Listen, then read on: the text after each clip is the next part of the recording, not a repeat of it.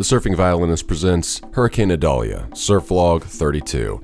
I started out my Hurricane Idalia session evening on August 29th at St. Andrews State Park. Pat was checking the surf. Pat would later go on to dominate a sneaky little corner. Unfortunately, I just didn't get a good shot of him. 85 closest friends. As I was walking out, Cam got this little cover up.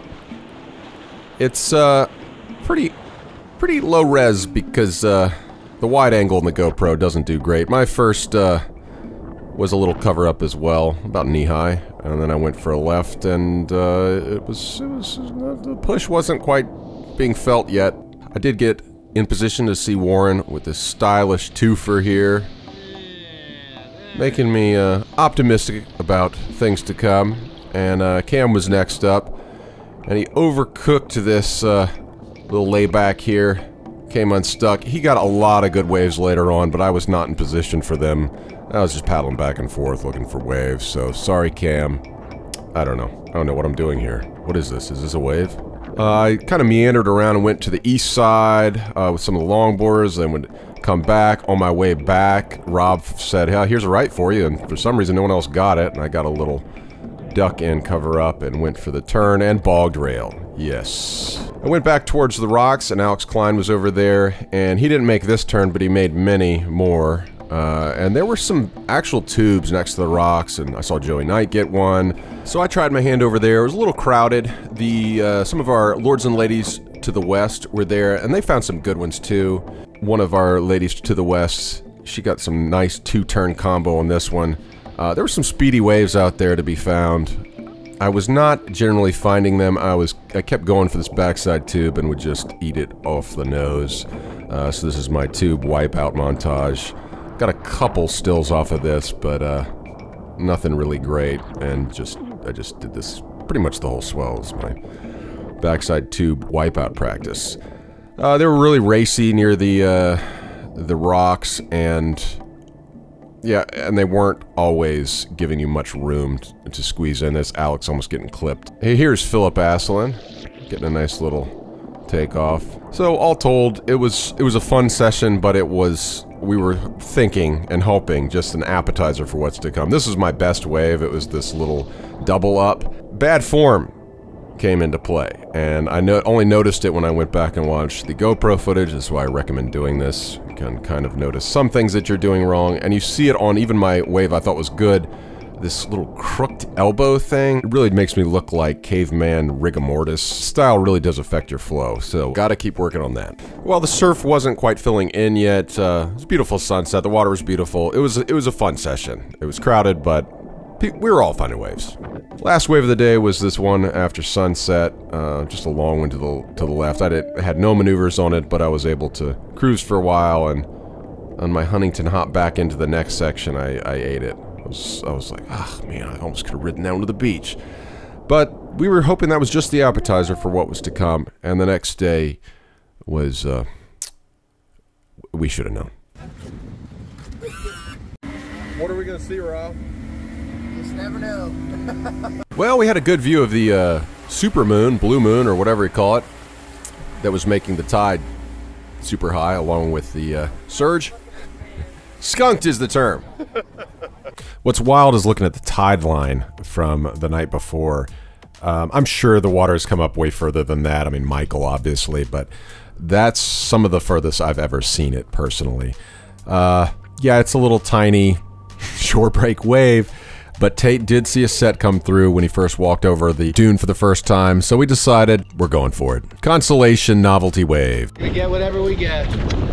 Living the dream. I was greeted by a 21 Pelican salute for my first wave, and as you can see, earned. Tate's first wave, if you squint hard enough and zoom in far enough, it almost looks like a hurricane swell. Well, the tropical storm swell. Rob caught one and just shouldered out on him. Warren was fine in some sections. Of course, Warren can generate speed on anything. And he did get a couple airs and some good turns, but overall he was just frustrated. It was just not what we had in mind. I spent most of my time on these little rights. They were kind of closing out and hit my teeth on the GoPro on that one. Let's look at my new move. This is the backside pot stirrer. I think this will get you a 9 on the WSL in the future. Let's look at it again here on another angle. This one is so good, it's upside down. The wrist is facing down to the water. Unfortunately, this is starting to happen front side as well. I'm getting the arms around. And this one is the double fist pump. And I have to confess that I thought he was ready to split it, and he wasn't. He was asking if I wanted to go left. And I was like, no, I'll go right. I just basically snaked him. Sorry, dude. And it was karma with that wonderful turn there at the end. That was Tate's last wave, you know, the knee high. He somehow still managed to get a little turn on it. And we turned around to see this one runner, but we were ready for something else, so it was time to move on, lick our wounds from the skunking, and consider the rest of the day. There were still waves breaking to the west, and we started seeing the webcams on the way back. We also noticed how high the tide was. Look at that. It almost came up over the dock. But yeah, we felt pretty skunked, so we decided we're gonna double down on the skunkage and just follow the fading swell to the west. I'm glad I didn't see this picture at the time, or I probably would have gone and hibernated for a week.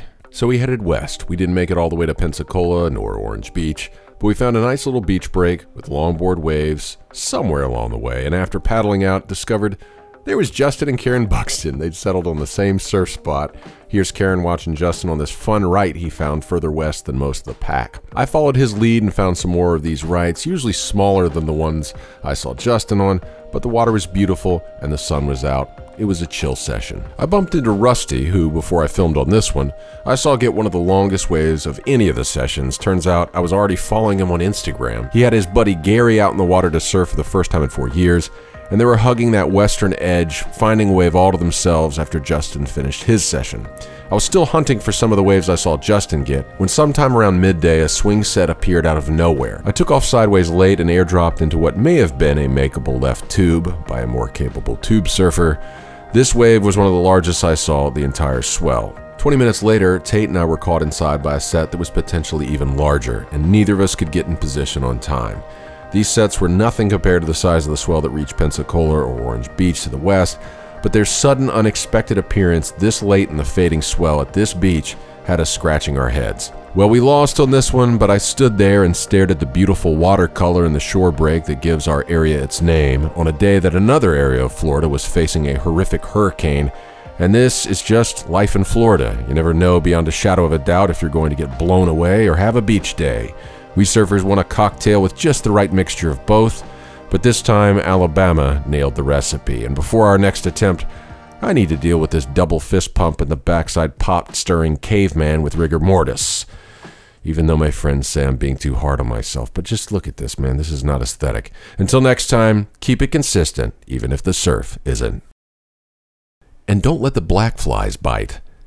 These things were trying to eat us alive. To see these videos early, without ads, join the lineup here on YouTube. You just need a YouTube account, and for $1.99 a month, you click this little join button and sign up to get early and ad-free access to 4 monthly vlogs. The surf vlog, the Masala vlog, the violin vlog, and the family vlog. Thank you very much.